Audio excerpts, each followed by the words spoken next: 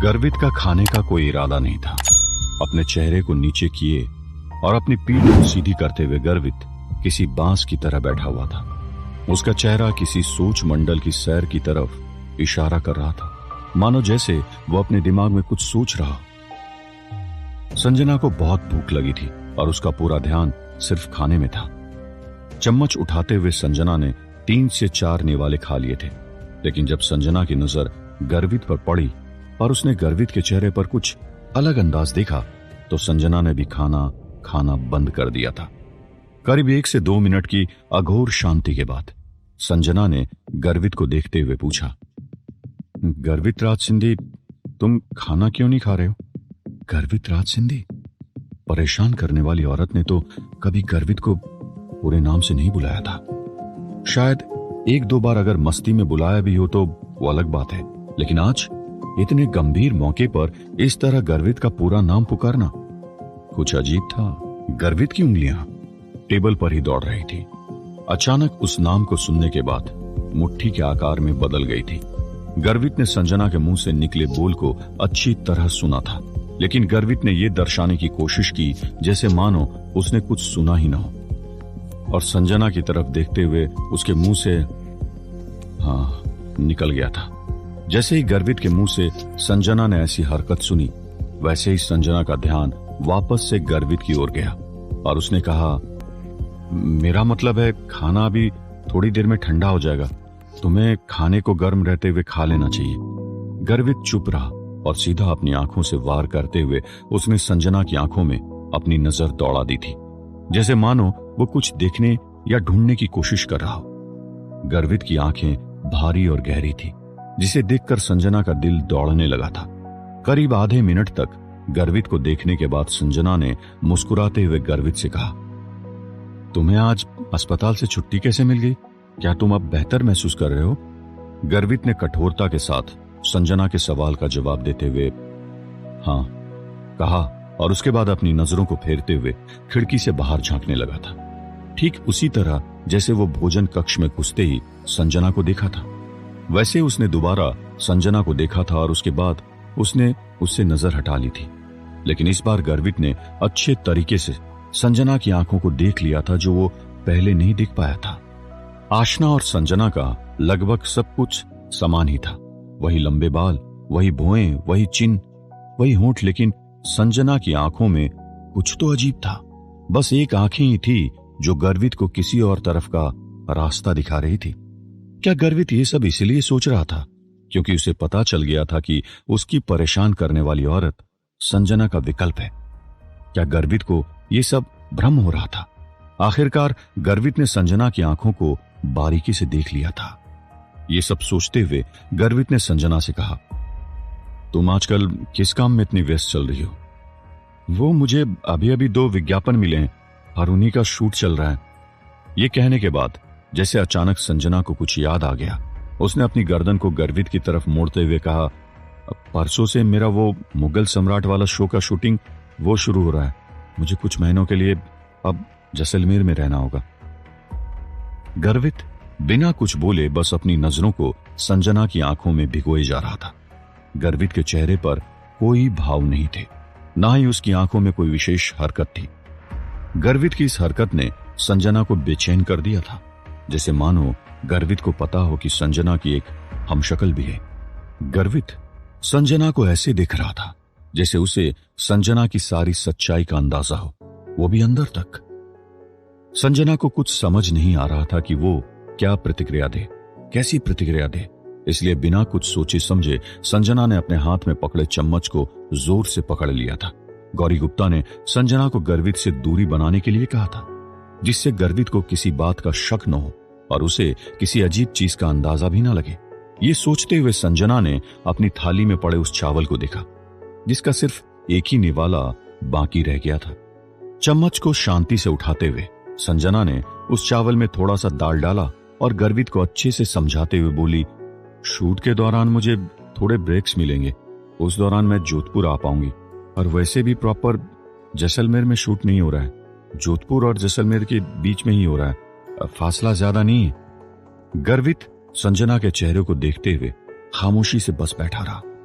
हालांकि गर्वित के हाव भाव में ना तो कोई कठोरता थी और ना ही कोई नमी, लेकिन उसके बाद भी संजना को कुछ तो अजीब लग रहा था। अपने खाने को खत्म करते हुए संजना ने चम्मच थाली में ही रख दिया था। संजना के पास में रखे टिश्यू बॉक्स से संजना ने एक टिश्यू निकाला और अपने मुंह को पोंछते हुए बोली, हो गया मेरा, अब मैं ऊपर जा रही हूं। मिसेस गर्वित, सूप बिल्कुल तैयार है, क्या आप थोड़ा सा लेंगी? नौकर गोपाल अपने हाथ से सूप का बड़ा बाउल लेकर किचन से बाहर आ गया था। उस टिश्यू को अपने थाली में रखते हुए संजना ने मुस्कुराते हुए नौकर गोपाल से कहा, नहीं शुक्रिया, आज मेरा मार्शल आर्ट्स वाले टीचर ने बहुत तगड़ा अभ्यास करवाया है, मुझे तो शावर लेने की जरूरत है, शायद उसके बाद मुझे बेहतर महसूस होगा। ठीक है मिसेस गर्वित, कोई बात नहीं, जब भी आपका मूड हो आप बता देना, मैं सूप लेकर हाजिर हो जाऊंगा। नौकर गोपाल ने उस बड़े सूप बाउल को टेबल पर रखा, छोटे वाले बाउल में थोड़ा सूप डाला और उसके बाद छोटे वाले बाउल को गर्वित की तरफ रख दिया था। भले ही संजना कितनी भी चालाक क्यों नहीं थी, लेकिन गर्वित को उस सूप को देखकर कुछ याद आ गया था और अब गर्वित उसे आजमाना चाहता था। गर्वित ने अपनी पलकों को झपकते हुए अपनी नजरों को संजना के चेहरे से हटाते हुए खाने की थाली की तरफ डाला, जिसे गर्वित ने अभी तक छुआ तक नहीं था। गर्वित ने अचानक नौकर गोपाल की तरफ देखा, जो वापस से किचन की तरफ जा रहा था। गोपाल, क्या हमारे घर में इलायची है? जी गर्वित साहब, बिल्कुल है ना। नौकर गोपाल ने गर्वित के सवाल का जवाब दे दिया था। क्या तुम सेवियों वाली खीर बना सकते हो जिसमें इलायची का भरपूर स्वाद मिले? नौकर गोपाल के कदम फ्रिज के पास आकर थम गए थे। नौकर गोपाल ने फ्रिज में हर सामग्री को देखा और उसके बाद किचन में वापस से लग गया था। गर्वित ने वापस से संजना की तरफ देखा और कहा, थोड़ी खीर खाकर जाना। संजना ने अपनी गर्दन हिलाते हुए कोमलता से कहा, ठीक है। गर्वित और संजना अब दोनों बैठक कक्ष में पहुंच गए थे, जहां पर टीवी चल रहा था और कुछ विज्ञापन आ रहे थे, लेकिन दोनों में से कोई भी आपस में बात नहीं कर रहा था। नौकर गोपाल ने जल्दी से खीर बना दी थी और दो अलग अलग बाउल में वो बैठक कक्ष में लेकर पहुंच गया था। नौकर गोपाल ने एक बाउल संजना की तरफ रखा और दूसरा बाउल गर्वित की तरफ रखा। गर्वित ने तुरंत अपना बाउल उठाया और खीर को हिलाने लगा था। गर्वित ने अभी तक एक निवाला भी नहीं कर रहा। थोड़ा रुकने के बाद गर्वित ने वापस से इन्हीं शब्दों को दोहराते हुए संजना से कहा, वो कहां है? संजना को गर्वित का सवाल समझने में पूरा 1 मिनट लगा कि गर्वित आशना की बात कर रहा है, उसकी हमशक्ल की, एक विकल्प की। जब से मैं छोटे राजमहल आई हूं मैंने कुछ भी नहीं किया है, मैंने तो अच्छे से उससे बात भी नहीं की, तो उसे कैसे पता चला कि वो मैं नहीं हूं? ये सोचते हुए संजना के चेहरे पर एक अजीब मुस्कान आ गई थी। अपने चेहरे को नीचे करते हुए संजना ने गर्वित के सवाल का कोई जवाब नहीं दिया था। हालांकि संजना का दिमाग किसी घोड़े की तरह तेज रफ्तार के साथ भाग रहा था। गौरी गुप्ता ने संजना को समझाया था कि अगर गर्वित को किसी भी बात पर शक हो तो उसे अपने चेहरे पर चिंता या शिकन का कोई भी हाव भाव नहीं लाने हैं, और जब तक गर्वित उसके सामने कोई ठोस सबूत नहीं रख देता उसे कोई भी बात स्वीकार नहीं करनी है। गौरी गुप्ता की बात को सोचते हुए संजना ने अपने गले से थोड़ा थूक गटकते हुए मुस्कुराने का झूठा दिखावा किया और उसके बाद गर्वित की तरफ देखते हुए बोली, गर्वित, ये तुम किस बारे में बात कर रहे हो? मुझे तो तुम्हारे मुंह से निकला कोई भी शब्द समझ में नहीं आया। गर्वित ने एकदम शांत अंदाज में वापस से संजना की तरफ देखा और उसके शब्दों को नजरअंदाज करते हुए कहा, वो अभी कहां पर है? संजना ने अभी भी अपने चेहरे पर उसी मुस्कुराहट को ओढ़े रखा और गर्वित की तरफ देखते हुए बोली, कौन? किसकी बात कर रहे हो? दिखावा करने की कोई जरूरत नहीं है। अब चूंकि मैंने तुमसे ये सवाल पूछा है तो मैं अच्छे से जानता हूं कि वो तुम नहीं हो। मुझे बस ये बताओ कि अभी वो कहां है? गर्वित की आवाज अब भारी होने लगी थी और ऐसा लग रहा था जैसे गर्वित अब धीरे धीरे अपना आपा खो रहा है। संजना के चेहरे की मुस्कुराहट अब पूरी तरह से जा चुकी थी। संजना को अपने अपराध का एहसास था और उसकी बेचैनी भी काफी बढ़ गई थी। संजना ने अपने हाथ में पकड़े चम्मच को और भी ज्यादा जोर से जकड़ लिया था। संजना ने अपने चेहरे पर मुस्कान बनाए रखने और लगातार सांस लेने की कोशिश की, जबकि यह हरकत उसे निर्दोष भ्रम का रूप दे रही थी। और उसके बाद उसके मुंह से कुछ शब्द बाहर आए। कौन गर्वित? तुम किस बारे में बात कर रहे हो? मैं वास्तव में समझ नहीं पा रही हूं कि तुम्हारा क्या मतलब है। जब गर्वित भोजन कक्ष में घुसा था तो उसे संजना की आंखों को अच्छे से देखने का मौका नहीं मिला था, क्योंकि संजना ने तुरंत ही अपनी नजरें गर्वित से हटा दी थी। इसलिए गर्वित को उस वक्त समझ में नहीं आया था कि वो उसकी परेशान करने वाली औरत है या फिर संजना है। लेकिन दूसरी बार जब गर्वित ने संजना की आंखों को अच्छे से देखा तो गर्वित को उसके सवाल का जवाब मिल गया था। और अपने मन में पक्का करने के लिए गर्वित ने तीसरी बार भी संजना को शांति से देखा था। और गर्वित को अपने आप पर यकीन हो गया था कि जो औरत उसके सामने बैठी है वो असली संजना है, उसकी परेशान करने वाली औरत नहीं। संजना का भेद उसके सामने खोलने के बजाय गर्वित ने और भी ज्यादा पक्का करने के तौर पर नौकर गोपाल को इलायची वाली सेवइयों की खीर बनाने को कहा था। और इस दौरान गर्वित के चेहरे पर शांति और खामोशी थी। मैंने उससे 3 बार पूछा, लेकिन वो मेरे साथ खेल खेल रही है।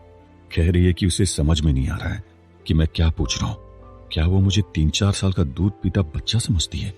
ये सोचते हुए गर्वित के होंठ पर कटाक्ष स्वर आ गए थे और उसने अपनी बुलंद आवाज में संजना से कहा, लोग क्यों कहते हैं कि तुम्हारे पास वो अभिनय कौशल नहीं है जो दूसरी अभिनेत्रियों के पास है?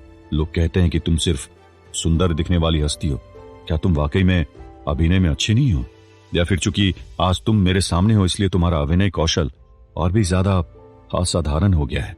संजना ये अच्छे से बोल सकती थी कि गर्वित उस पर कटाक्ष मार रहा है।